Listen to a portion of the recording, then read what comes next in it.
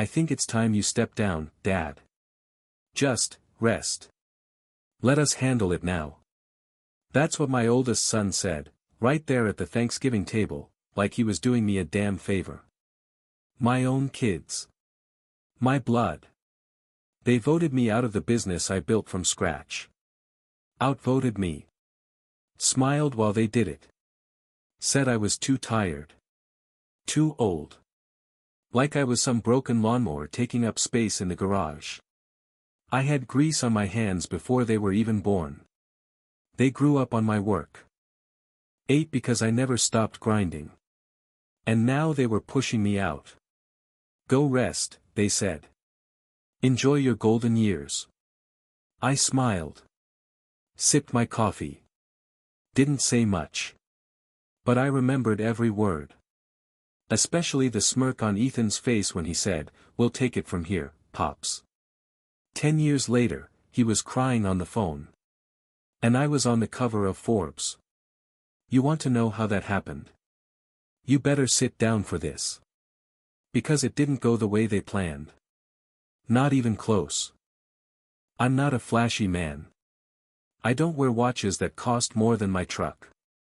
I don't take fancy vacations. Don't even like flying. I've had the same pair of boots since the second Bush administration. But I do believe in work. Real work. Early mornings. Dirty hands. Making payroll before making profit. That's how I raised my kids. That's how I built the company. Started with a beat-up Chevy and a rusted toolbox. Landscaping at first, then small remodels, then full contracting jobs. By the time I turned 50, we had 3 crews, a warehouse, and an office with my name on the door. Carter and Sons, the sign said. Because I wanted to build something they could take over. Funny how things turn out. At first, it was little things. Ethan, my oldest, stopped showing up at the job sites. Said he was handling admin. Ben started calling me old school when I asked him why he skipped the client walkthrough. Dad, nobody does it that way anymore, he'd say, tapping his phone like it held the secrets of the universe. Even Maddie, my youngest, who handled the books, started rolling her eyes when I asked to see the printed ledger. It's all in the cloud, Dad. Just trust me. I did trust them. That was the whole point. Still, I'd show up early every day. Coffee in hand. Same old thermos, dented on the side from when I dropped it off the roof back in 2004. Nobody else was in by 7 anymore. The warehouse was cold. Quiet. Even the vending machine was empty. One morning, I found the office thermostat locked. Digital passcode. When I asked Maddie, she said, "You crank it too high. It costs money." "I pay the damn bills," I snapped. She didn't even look up from her laptop. Thanksgiving was the turning point. We hosted, like always. Turkey, stuffing, green bean casserole, the works. After dinner, they cleared the plates, poured wine, and sat me down. Felt like an ambush. Ethan spoke first. "Dad, we've been talking.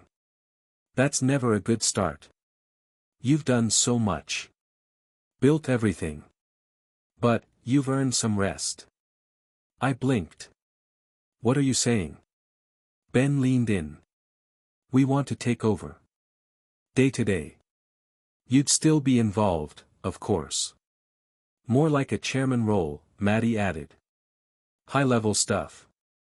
I looked at them. My kids. The same ones I used to carry on my shoulders. "You want me out?" "No," Ethan said. "We want you to enjoy life. And we'll handle it from here," Maddie smiled. I should have yelled. Should have slammed the table. Instead, I nodded. Quietly. "All right," I said. "If that's what you want." They looked relieved. Smug, even. I didn't touch my pie that night. I just stared at the empty chair across the table, the one my wife used to sit in before cancer took her 6 years back. She would have said something. She wouldn't have let them push me aside like an old mop. The next morning, my nameplate was gone from the door. Replaced with one that said Director Emeritus. I didn't even know what that meant. I tried to stay busy. Fixed the gutter. Cleaned the garage. Organized my tools. Still woke up at 5:30 every morning out of habit. Made coffee. Packed a lunch. Then sat at the kitchen table staring at the wall. Every now and then, Ethan would send me an update. All good, Dad. Meeting with a new supplier today. Margins are looking great. But I knew the signs. I could smell BS through a brick wall. They stopped following up with old clients. Took on flashy new builds with paper-thin bids. Started outsourcing jobs to cut costs. And they didn't see it. Or didn't want to. One afternoon, I went into the old office just to grab a few things. Maddie was there, typing away. Didn't even look up when I walked in. I grabbed my thermos off the shelf. It was dusty. Forgotten. You okay, Dad? She asked without turning around. I'm fine. Good, she said, back to typing. We've got this. I paused at the door. Just don't forget what got us here, I said. She didn't answer. That was the last time I stepped foot in the office. 3 months later, I got a call from Larry. He was one of our longest clients. Owned 4 strip malls and a ton of rental properties. Carter, he said. Is everything all right? Why? Your kid sent me a new contract. Double the price. And they're charging extra for stuff we used to get included. I clenched my jaw. I'll look into it. Nah, he said. Just wanted to let you know. I'm switching firms. I hung up. Sat there with my hands balled into fists. Then I did something I hadn't done in years. I opened my laptop. I started reading. Every article. Every market trend. I was up late, taking notes like a damn college freshman. Not because I had to. Because I wanted to. It gave me a reason to sit up straight again.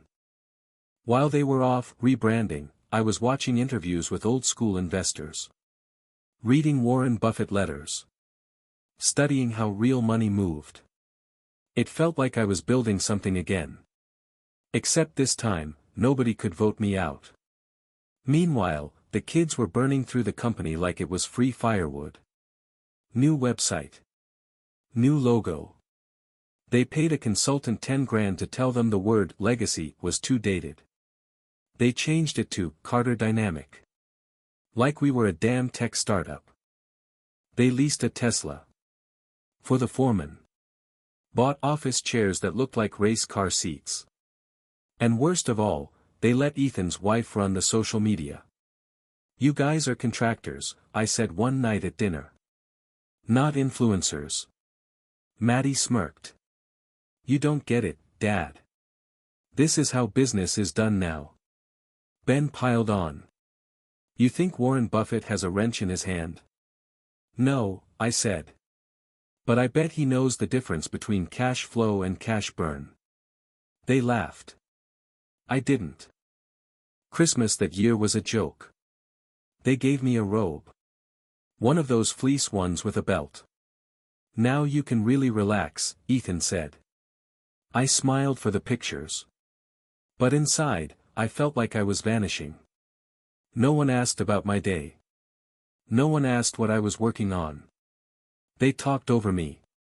Patted my shoulder like I was some retired gym coach who couldn't let go of the glory days. Later that night, I found the old invoice drawer shoved in the back of the hall closet.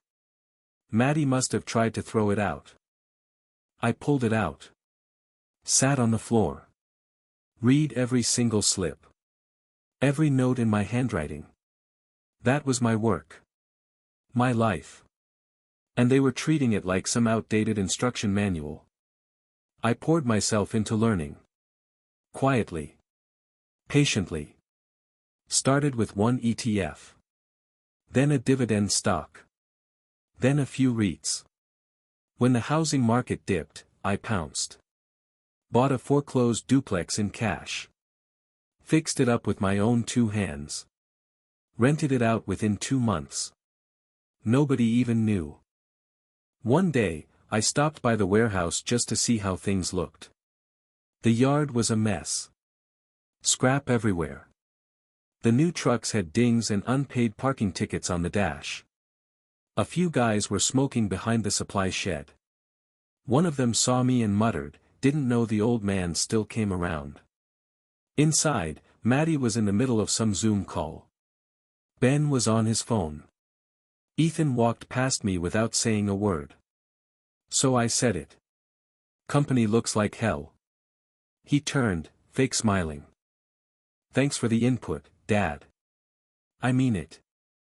"I know you do," he said. "But we've got it covered. Things are different now." "No," I said. "They're just worse." He didn't like that. "Look," he snapped, "we've got 3 bids in motion, a new brand partnership, and a 5-figure marketing rollout. You wouldn't understand. Try me." He paused. Scoffed. "You ever heard of conversion funnels?" I blinked.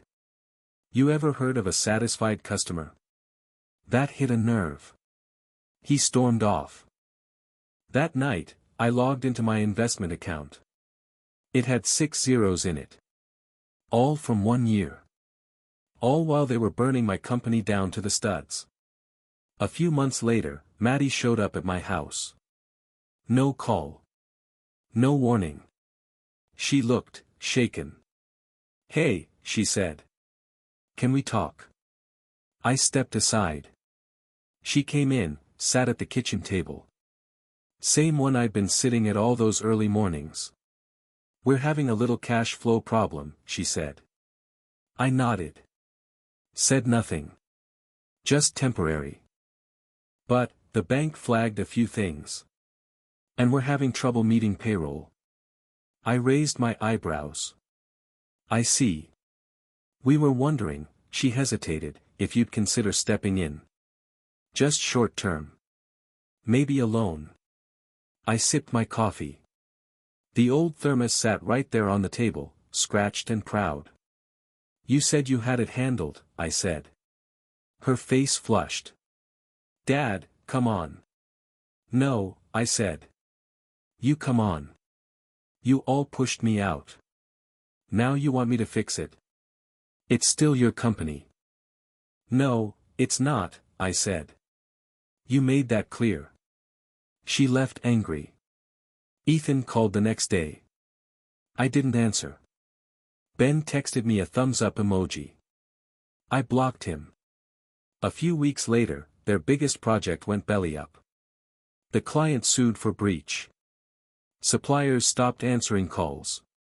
Half the crew quit. They sold the Tesla. Laid off the office manager.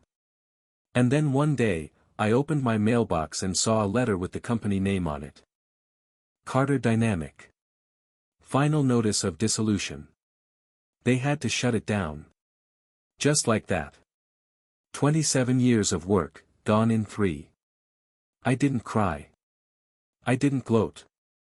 I just went back to work. Because while they were busy playing boss, I'd bought 4 more duplexes, flipped 3 bungalows, and opened an LLC. My portfolio was sitting pretty. I'd gone from retired, to independent. Then one day, I got a call. Blocked number. Voice said. "Mr. Carter. We're doing a feature on late-life entrepreneurs who defied the odds. We'd like to interview you." I said, "Sure." And smiled. Because I already knew who would be watching. Monday. Ethan showed up at my door one afternoon, middle of the week, wearing a suit like he was going to court. Not even a good suit. The kind that screams, "First time being sued." "Hey, Dad." I didn't invite him in. He stood there awkwardly, shifting side to side like a kid about to ask for money. I know things have been rough.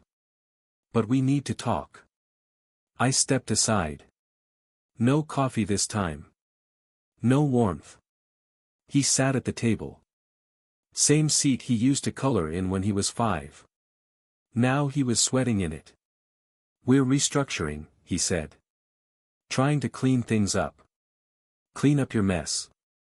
I asked. He ignored that. There's this investor group. They're interested in buying the Carter name. They'd rebrand everything. We'd stay on as consultants. I stared at him. You want to sell my name to strangers? It's not like that, he said quickly. It's more of a partnership. How much are they offering? He hesitated. 700. I raised an eyebrow. 1,000. He looked away. 150. I just sat there. The silence was heavy. That's what you think Carter and Sons is worth? He looked defensive. It's not worth much now, Dad. You know that. And that was it. That was the moment. I realized he didn't just want to fix things. He wanted to wash his hands of it. To pawn off the last piece of something he didn't build and didn't respect. That night, I took out the old sign from the garage. Carter and Sons, weathered. Wooden. Carved by hand. I held it in my lap. It still smelled like sawdust. And I remembered holding Ethan on my shoulders while I bolted it to the office wall. He was 6. Had a gap in his teeth. Said he wanted to be boss like Daddy. Now he was selling my name like it was scrap metal. The next morning, I got a call from Terrence, one of our oldest employees. Hey, Carter. Thought you should know, the warehouse got padlocked. What? Landlord says rent hasn't been paid in 3 months. He posted a notice. I gripped the phone. Where's the equipment? Locked inside. Jesus. Also, he added, Ben told the crew we're all on pause. What the hell does that mean? It means you're laid off without them admitting it, I said. I'm sorry, Terry. Hell, I knew the writing was on the wall when they fired Janine. I froze. They fired Janine. She was crying, man. Said Maddie gave her 10 minutes to pack up. After 12 years. My jaw tightened. That afternoon, I drove to Janine's house. She answered the door in her robe, eyes puffy. She was holding her grandson. Mr. Carter, what are you doing here? I heard what happened. She tried to brush it off. It's okay. I'll be all right.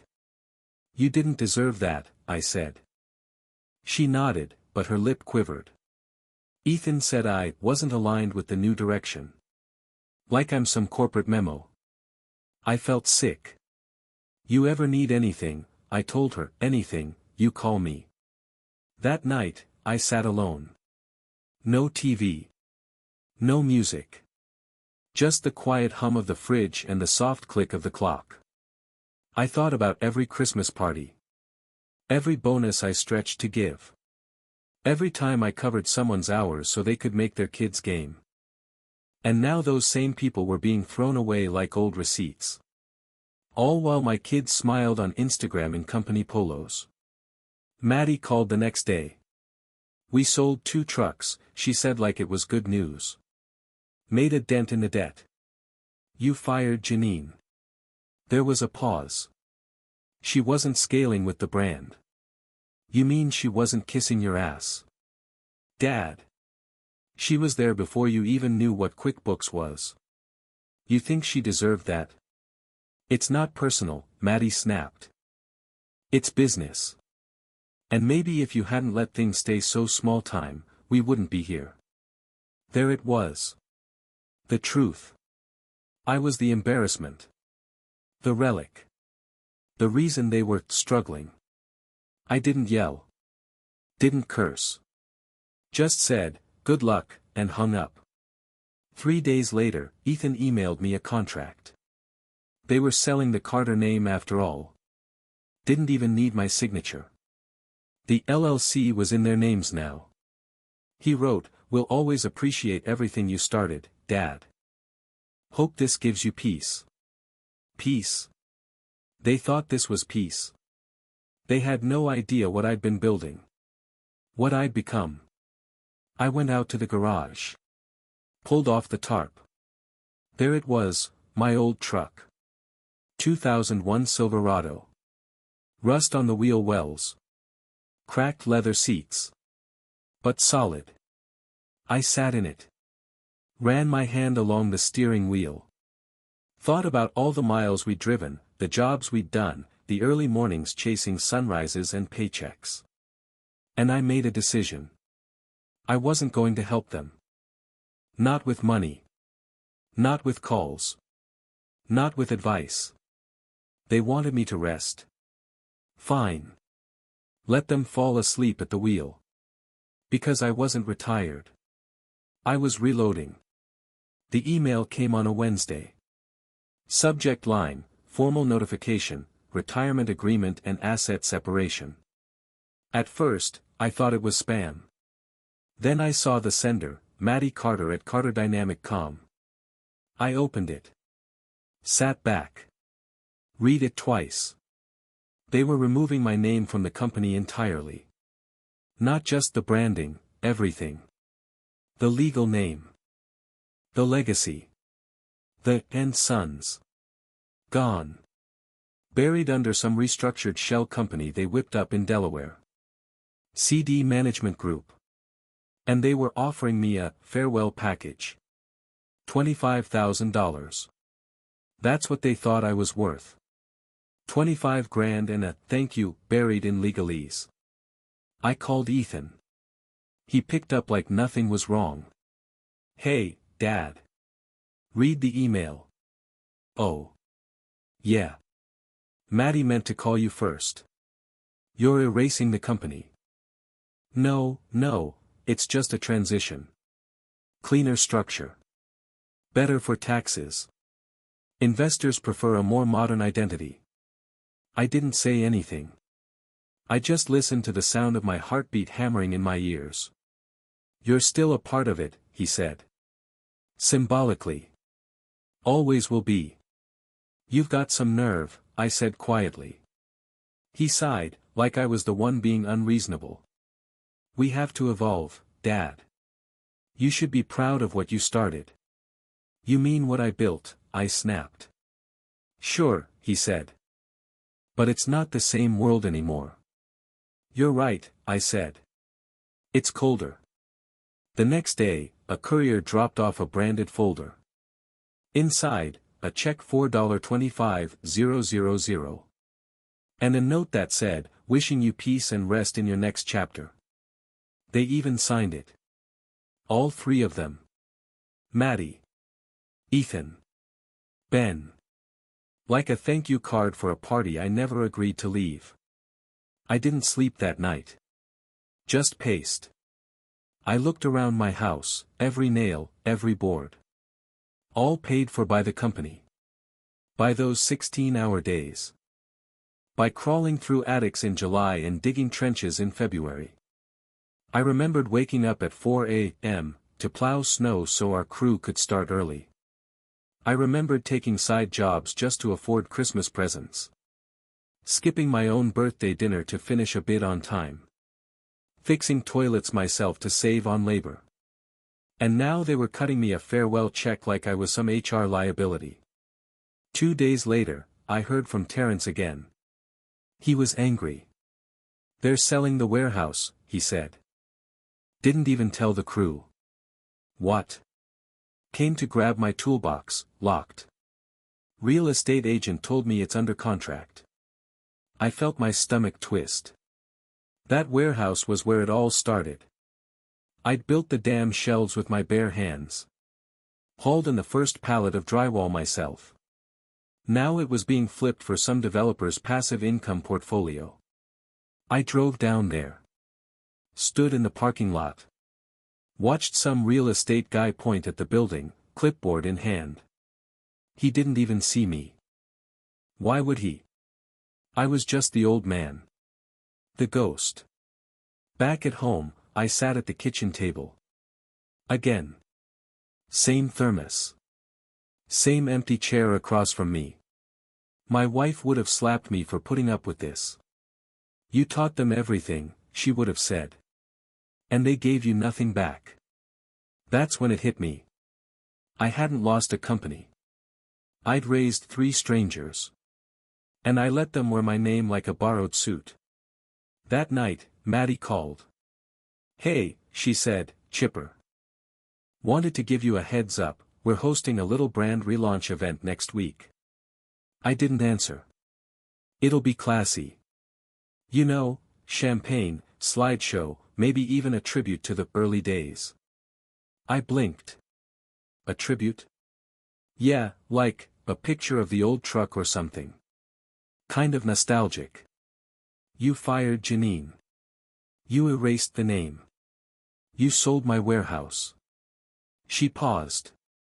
Dad, come on. It's not personal. It should be, I said.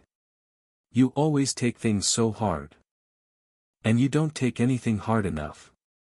She exhaled loudly.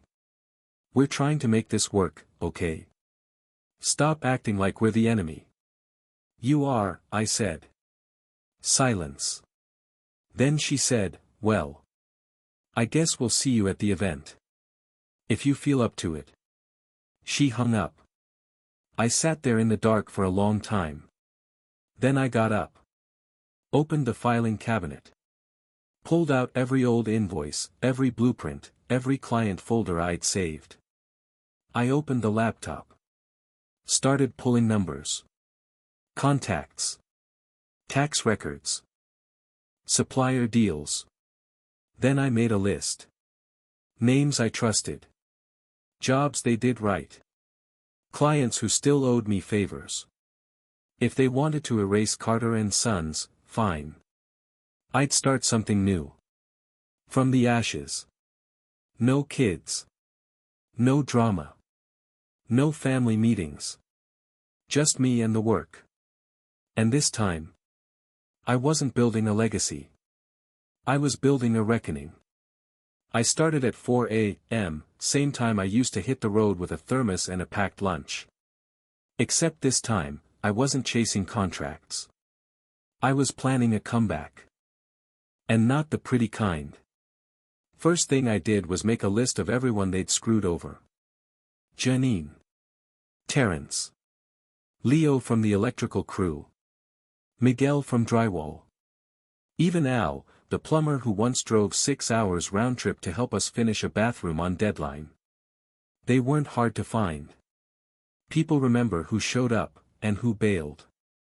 I called each one personally. Hey, it's Carter. They all remembered my voice. Not a single one hesitated. You starting something? Thinking about it. Count me in. No contracts. No drama.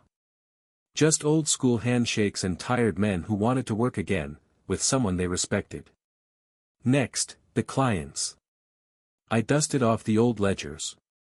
Pulled up every email, every invoice, every holiday card I ever sent. Made a call to Larry, the commercial property guy who dropped us last year. Still looking for reliable crews? I asked. He laughed. Only if they show up sober and finish under budget. I've got something cooking. You back in? I never left. He gave me a job the next week. Just a small roof patch on a strip mall. But it was the start. I didn't tell my kids. Didn't advertise. No website. No logo. No flashy shirts or drone videos. Just boots, tools, and word of mouth. We called it backline contracting. Quiet. Local. Under the radar. By the time Ethan was popping champagne at his brand relaunch, I was already doing 2 kitchens, a garage conversion, and quoting a church remodel. A few weeks later, Terrence pulled me aside on a job site. "You hear about Maddie?" he asked. "No. She had to pull the plug on that event. No sponsors. Nobody showed. I didn't say anything. She's calling old clients now. Even the ones they burned." I raised an eyebrow. "And what are they saying?" She said most of them already moved on. To who, I didn't ask. We both knew. But the real break came in the form of a spreadsheet. Ben had used a shared Google Drive back in the day, and apparently forgot I still had access. One night, out of curiosity, I clicked the link. Still worked. Inside were job bids, subcontractor lists, financials, chaos. Unpaid invoices. Materials ordered on credit they didn't have. Labor costs underestimated. One line item said. Client may sue, delay on kitchen reno, M. Freeman. I remembered her. Elderly widow. We did her porch 5 years ago. Nicest woman you'd ever meet. I called her. Mrs. Freeman. It's Carter. Oh, thank God. Are you back? They leave you hanging. They started demolition, then stopped. No calls. No crew. My backyard's a war zone. I'll come by tomorrow. I fixed her kitchen for free. Didn't tell a soul. Except she told everyone. Next week, I got a dozen calls. No ads. No flyers. Just good, old-fashioned trust. That's when it hit me.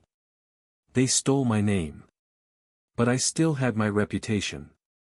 And that's what really mattered. I found an old notebook in the garage. Inside were scribbles from years back, plans for expanding the business. A second warehouse. A training program for young tradesmen. Apprenticeships. Real community investment. I'd shelved it when the kids took over. But now. It was back on the table. Then came the call I didn't expect. My old supplier, Denny. Carter, he said. Heard you're working again. Something like that. You still good for net 30 terms? I paused. I never wasn't. He chuckled. Your kids tried to get the same deal. I told them no. Why? Because they acted like they deserved it. You earned it. He shipped the materials next day. Didn't even ask for a deposit. Backline contracting wasn't just surviving. It was growing. By month 3, we had more work than crew. I started training some local guys. Took on a couple apprentices from the community college. I made sure they learned everything, from pouring concrete to balancing books. Because if I was going to build this from the ground up again, I was going to do it right. No shortcuts. No handouts. No kids trying to make TikToks on the job site. Then Ethan called. Again. He didn't say hi. Did you talk to Larry? Which Larry? Don't play dumb. You mean the guy whose parking lot you flooded last year? Silence. Look, he said, we're going through a tough patch. The economy's. Stop. What? Stop lying to yourself. He got quiet. Then he said something that surprised me. I think we need your help. I laughed. Couldn't help it. Why? I asked. You already buried me, remember? We weren't ready. No, I said. You weren't grateful. He tried to play it cool. We could partner. Merge brands. Leverage your trust with our innovation. That a line from your pitch deck. He sighed. Dad, please. I stared at the thermos on the table. Same one. Always there. I didn't answer. Just hung up. The next week, Backline got featured in a local newspaper. Retired contractor revives trades with old school grit. Within 24 hours, I got calls from 3 property managers, 2 school boards, and 1 city councilman. That night, I found a voicemail from Maddie. "Hi Dad. I don't know what's happening. Everything's slipping. Clients won't return calls. Vendors are cutting us off. I'm scared." She sniffled. "If you're out there, please. Just call me." I didn't. Because they weren't scared when they erased my name. They weren't scared when they fired Janine. They weren't scared when they locked the warehouse. Now they were scared. And I wasn't done yet. I waited until the week of their investor recovery forum to make my first move. They were desperate, drowning, trying to look afloat.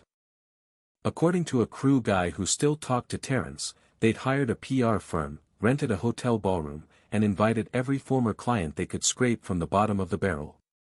It was their last swing. Perfect. 3 days before the event, I paid a visit to Rick at City Planning. We went way back, used to share beers after site inspections. "Still got pull with zoning?" I asked. He laughed. "Who pissed you off this time?" I slid a folder across the table. Inside, drone shots of 2 Carter Dynamic sites violating setback rules. Equipment parked on city easements. Even a generator tied to a school's power grid. He whistled. "You want me to cite them?" "Just a little pressure," I said. "Enough to make things uncomfortable." Done. Next day, I called Carrie Freeman. Widow. Kitchen redo. The one they left in ruins. "You still have that project agreement?" "I do." "Mind filing a complaint?" "Code violation, unpaid work, emotional distress, whatever fits."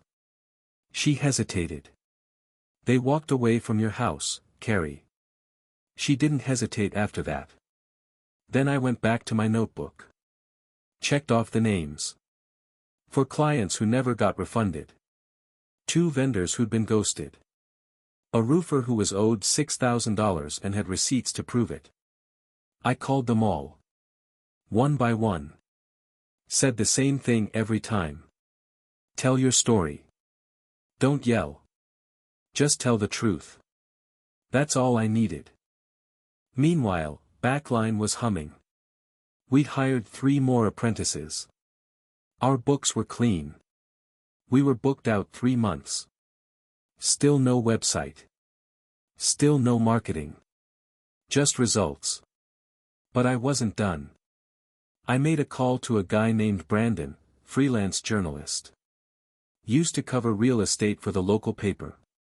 Now ran a blog on small business and local corruption. "Got a story for you," I said. He chuckled. "I've heard that before." 3 kids took over their father's company. Forced him out. Erased his name. Screwed vendors. Burned employees. And now they're looking for investors to save the sinking ship. Silence. "You got proof?" "Oh yeah. I sent him everything. Documents. Complaints. Emails.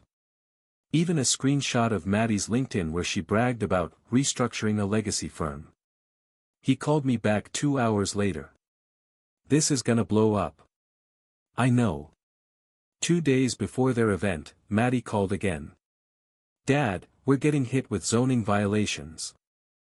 2 clients are threatening legal action.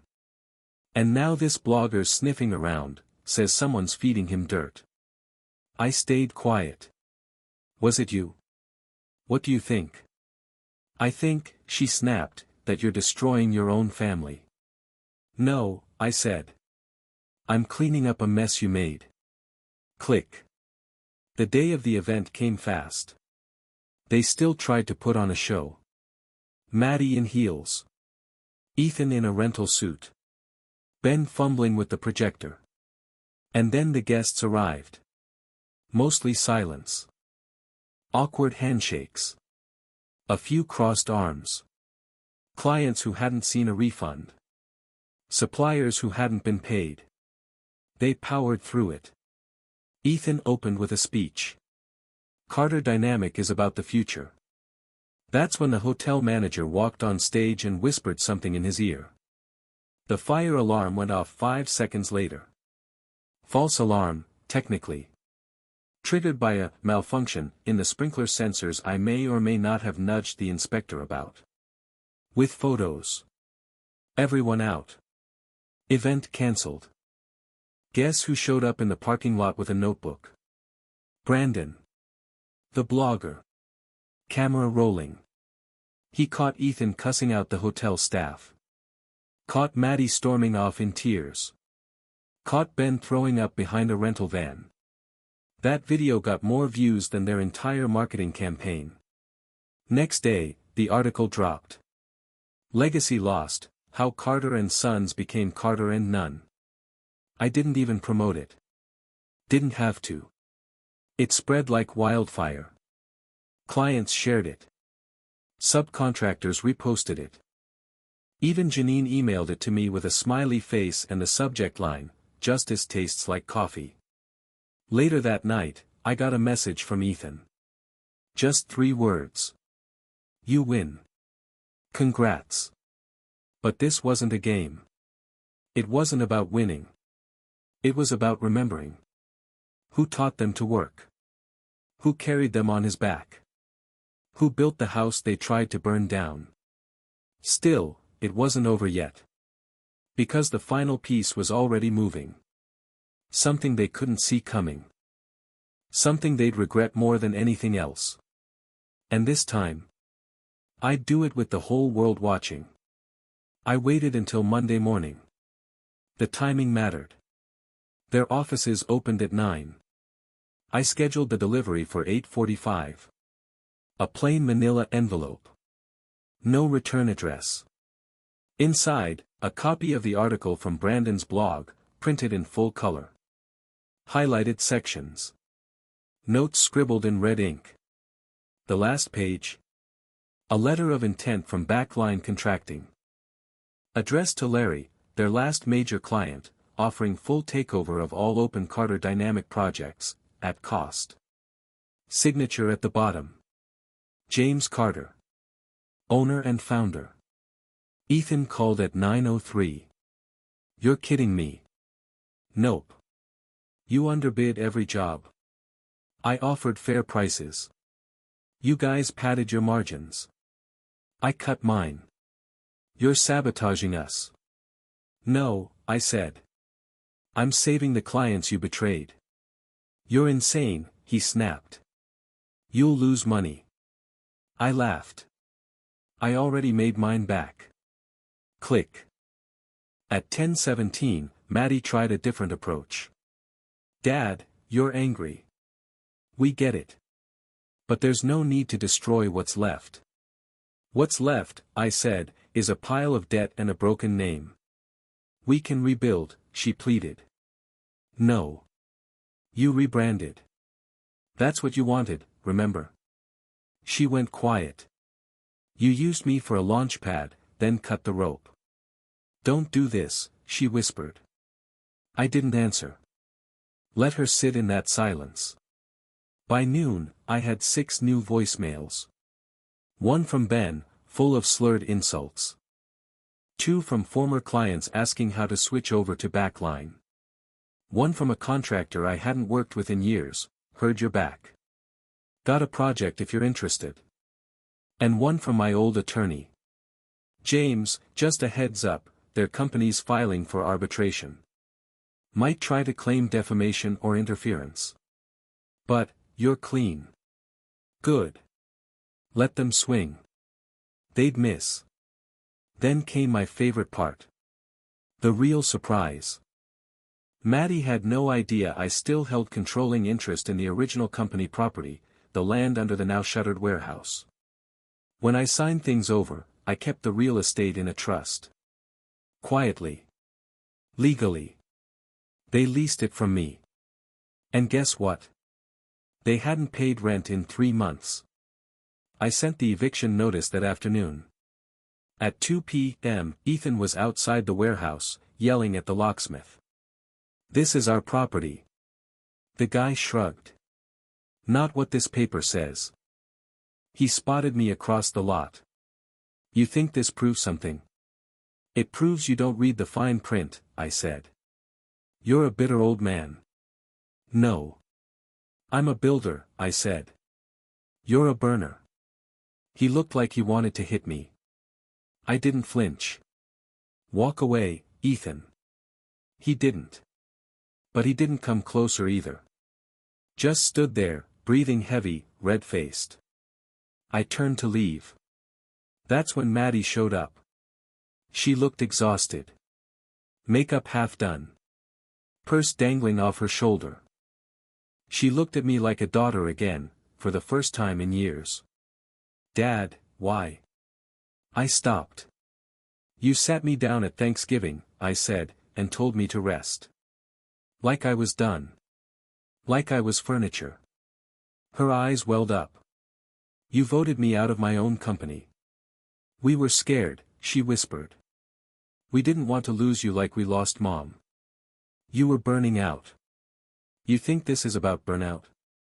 She nodded. "No," I said. "This is about disrespect." Behind me, the locksmith turned the final bolt. The warehouse door clicked shut. Carter Dynamic was now homeless. Later that evening, I uploaded a video. Black screen. My voice only. I built something with my name on it. I gave it to my kids. They told me I wasn't needed anymore. Pause. They forgot where they came from. Screen cut to footage, shaky cell phone clips of old job sites, smiling crew members, Christmas parties in the break room. Then a closing shot. My boots on the job site. Same ones I'd worn for 20 years. Voiceover. Now I'm building again. Without them. Uploaded to YouTube. Titled. They erased me. So I built something better. The views came fast. The next day, I got a letter from the bank. Not addressed to me.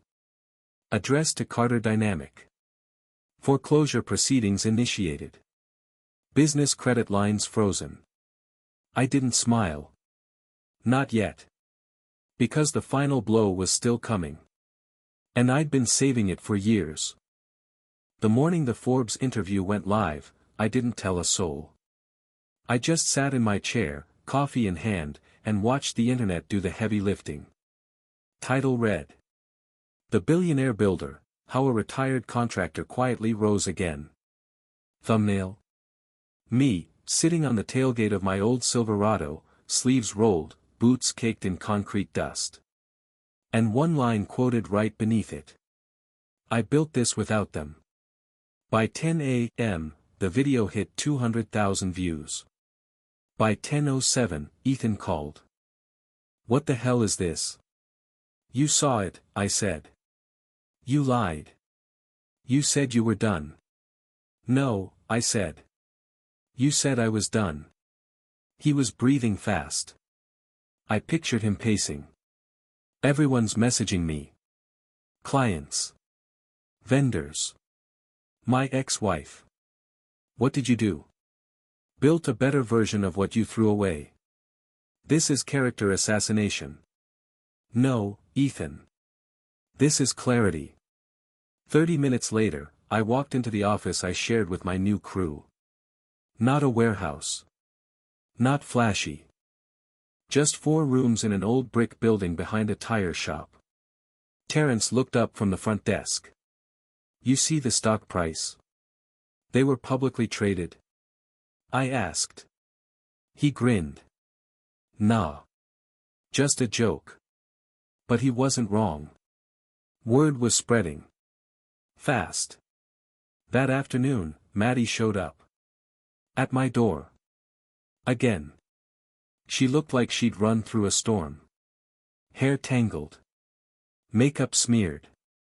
"Dad," she said, voice shaky. "You need to stop. Too late. You're ruining us." "No. You did that. Her eyes darted, desperate. We didn't mean for it to go this far. I opened my laptop. Turned the screen toward her. Showed her the article.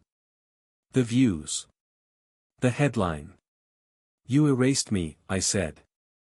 So I returned the favor. Her lip trembled. We're bankrupt. I know.